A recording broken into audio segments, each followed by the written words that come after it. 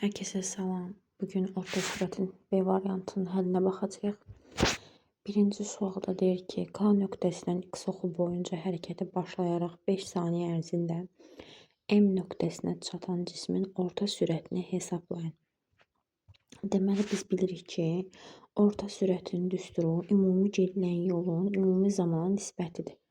V orta bərabərdir, S bölünsün, T'yə bərabərdir.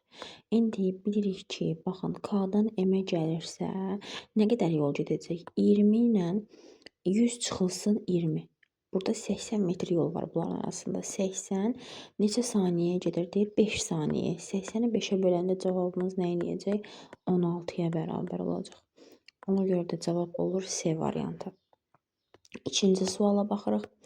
Qatar yerə nəzərən 10 metr/saniyə sürətlə hərəkət edir. Qatara nəzərən onun hərəkəti istiqamətində 0,6 metr/saniyə sürətlə hərəkət edən sərnişinin yerə nəzərən sürətini hesablayın. Deməli, qatarın yerə nəzərən sürəti 10 metr/saniyədir. Sərnişin də qatarın içərisindədir və onun hərəkət istiqamətində 0,6 metr/saniyə sürətlə hərəkət eləyəcək. Bundan əvvəlki videoda mən belə bir izah vermişdim ki, deməli, əgər o eyni istiqamətdə, sürətlər eyni istiqamətdə gedirsə, çıxılır, əks istiqamətdə gedirsə, toplanılır. Məsələn, iki maşının hərəkəti ilə bağlı bunu deyə bilərik. Amma ki, qayıq məsələləri var, eskalator məsələləri var və yaxud da belə bir qatar məsələləri var ki, hansı ki, birinin hərəkəti digərinin hərəkətinə təsir edir.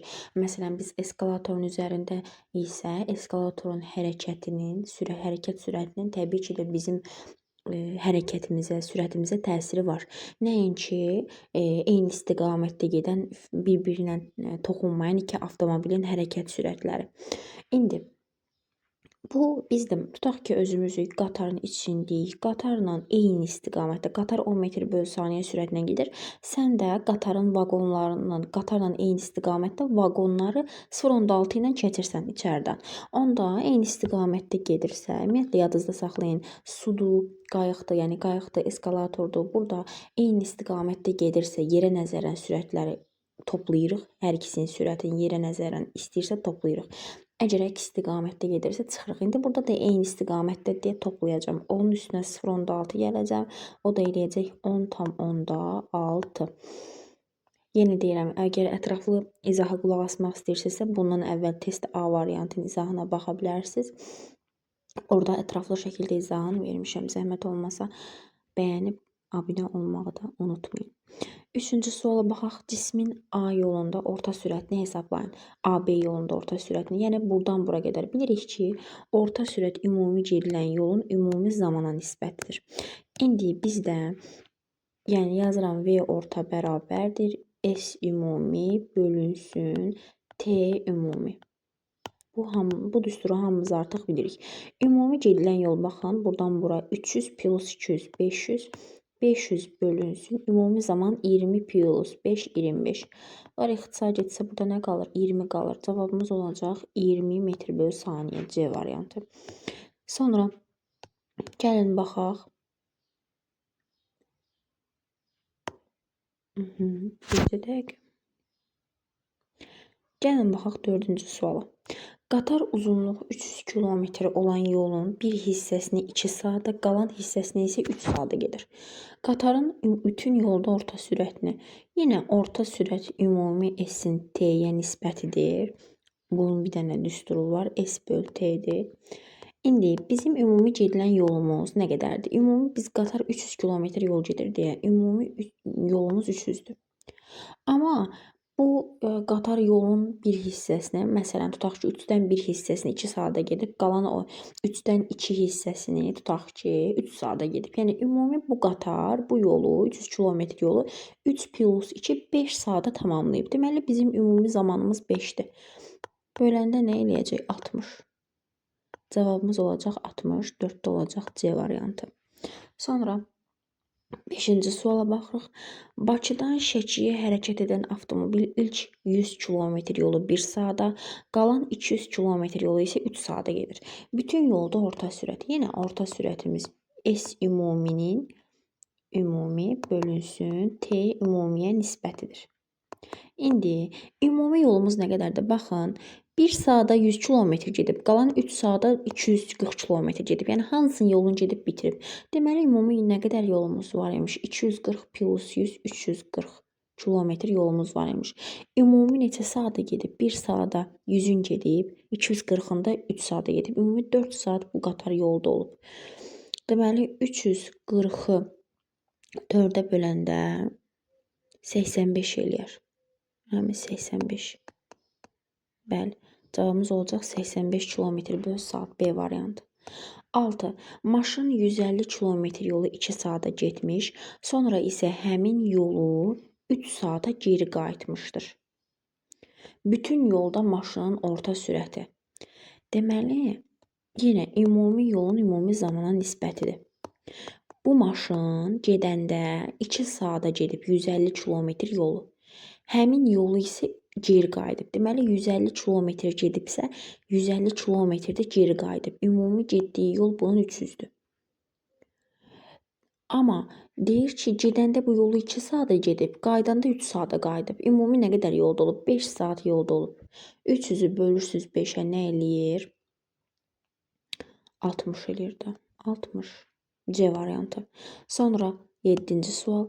Durğun sudakı sürəti 10 metr/saniyə olan qayıq çayın axınına qarşı 10 saniyə ərzində 80 metr məsafə qət edirsə, çayın axın sürətini hesablayın. Baxın, durğun sudakı sürət 10 metr/saniyədirsə, deməli bu qayığın sürəti, yəni sudan kənarda sürəti nə qədərdir? 10-dur. Təbii ki, suyun daxilində sürət dəyişəcək. Eyni istiqamətdədirsə artacaq, əks istiqamətdədirsə azalacaq. Metr/saniyədir. Sonra indi qayıq çayın axınına qarşı 10 saniyə nəzərən 80 metr yol. Görək bu qayıq çayın içində sürəti nə qədər olub? Yenə S bölü T-dir də 80 bölək 10 8. Deməli qayığın əvvəlcə sürəti 10 imiş. Suyun içinə girib sürəti azalıb olub 8. Deməli bu çayın axın sürəti nə qədər imiş ki, bu 10-dan 8-ə düşüb 2 imiş də.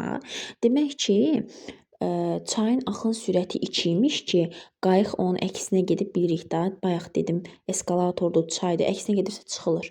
Əksinə gedəndə sürəti olub 80, azalıb 2 vahid. Ona görə də cavab olur A variantı. 8-ci sual.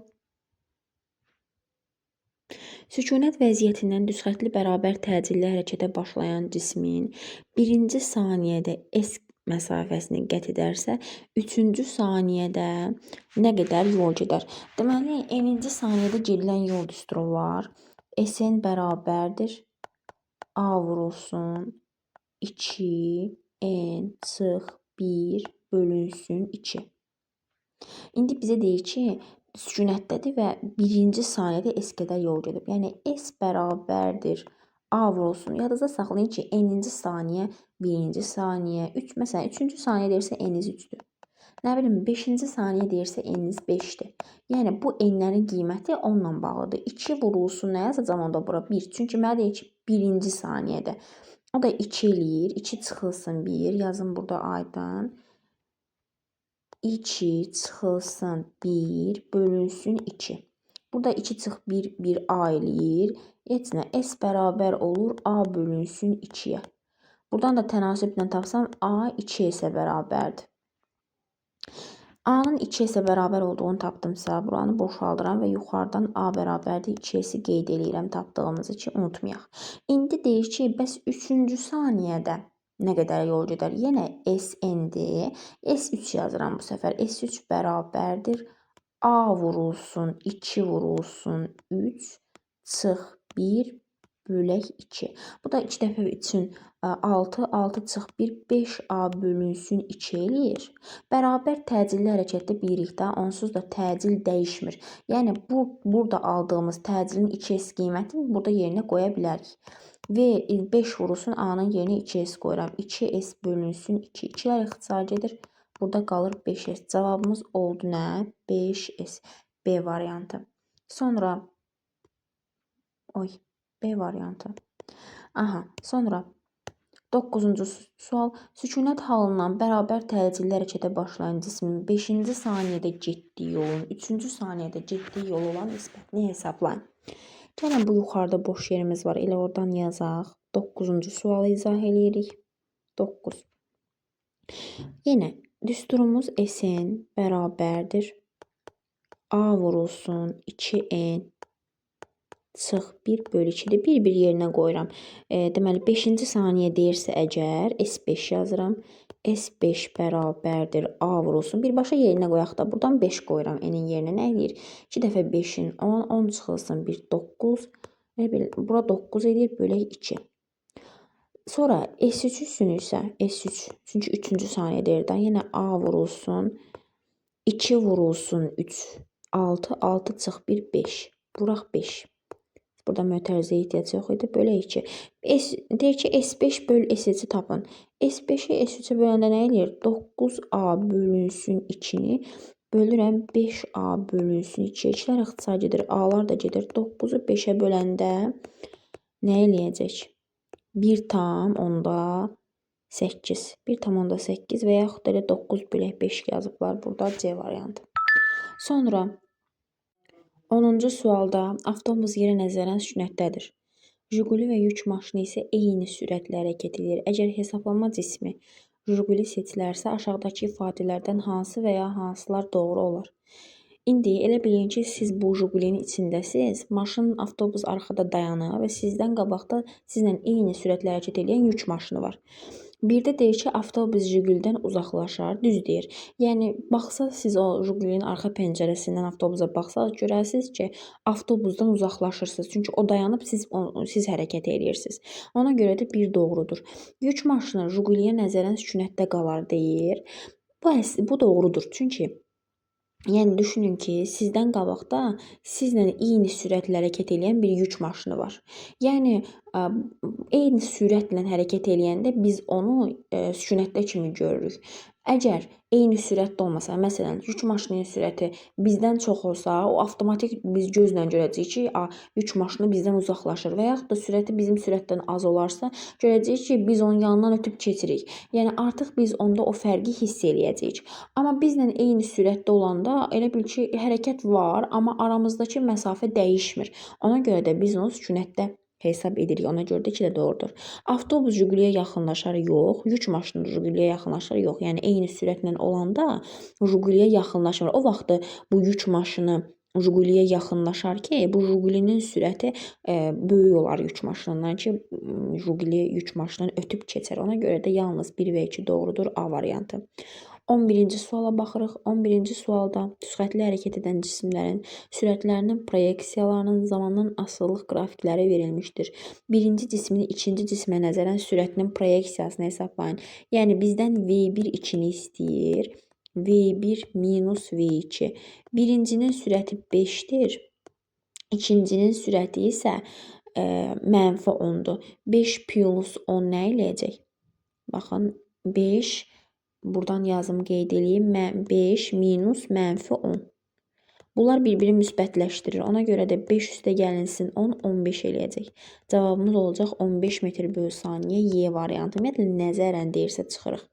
12. Sürətli hərəkət edən iki cismin sürətinin proyeksiyasından zamandan asılılıq qrafiki verilib. Müşahidə anından 10 saniyə sonra birinci cismin ikinciyə nəzərən sürətini hesablayın. Deməli, birinci cismin sürəti nə qədərdir? 10 saniyənin sonunda 25-dir. İkinci cismin 10 saniyənin sonundakı sürəti isə 10-dur. Və bizdən deyirsiniz ki, 10 saniyə sonra birinci cismin ikinciyə nəzərən, yəni V1 minus V2-ni istəyir bizdən. V1 minus V2. Bu da bərabərdir. V1-imizin sürəti 25-dir. V2-mizin sürəti isə 10-cu saniyədə mənfi 10-a bərabərdir. 25 çıxılsın 10. Bu da eləyir mənfi 10 darıca mənfi 10. 25 yenə bayaq dediyim kimi müsbətləşdirir. Bu da eləyir 35 metr bölü saniyə Y variantı. Yenə deyirəm, nəzərən deyirsə çıxırıq. 13.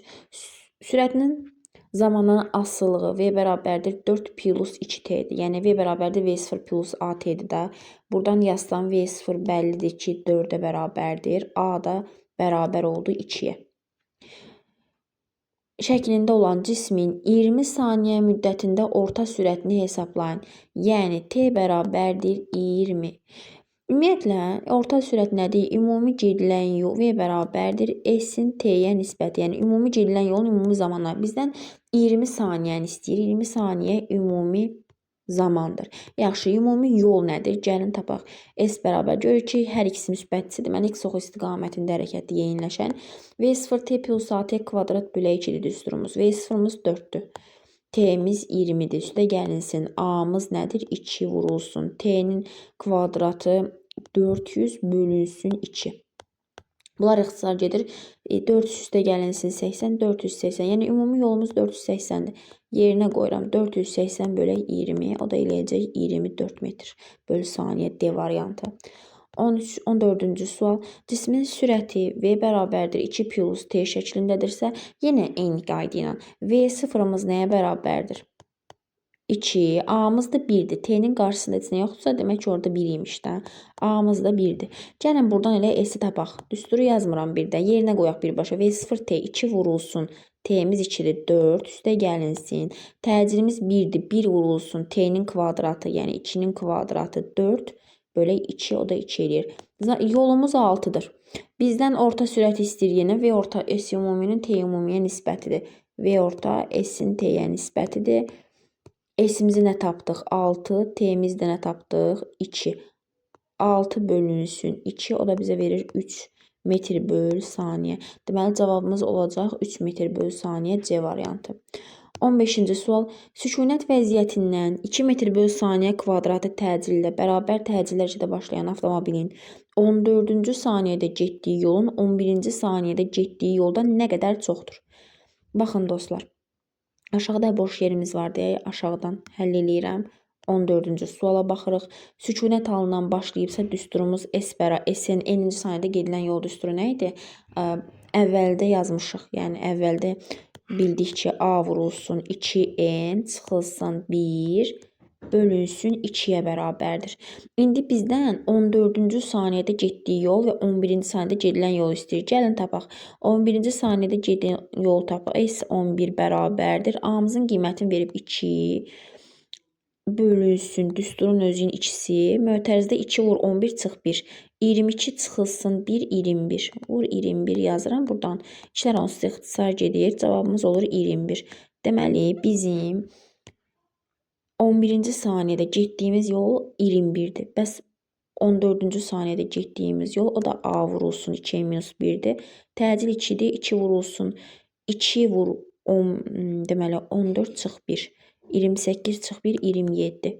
27 bölək 2. Bunlar da bölürük bir-birinə 27 qalır cavabımız. Neçə dəfə demir? Nə qədər deyir? Çıxırıq. 27 çıxılsın 1 neçə vahid? 6 vahid. 6 metr C variantı. Sonra baxırıq 15-ci suala. 16-cı suala 15 artıq həll elədik. Sürətli hərəkət edən avtomobil 120 km yolu 1 saata, sonraki 30 km yolu 0.5 saata, yəni saat yarıma gedib.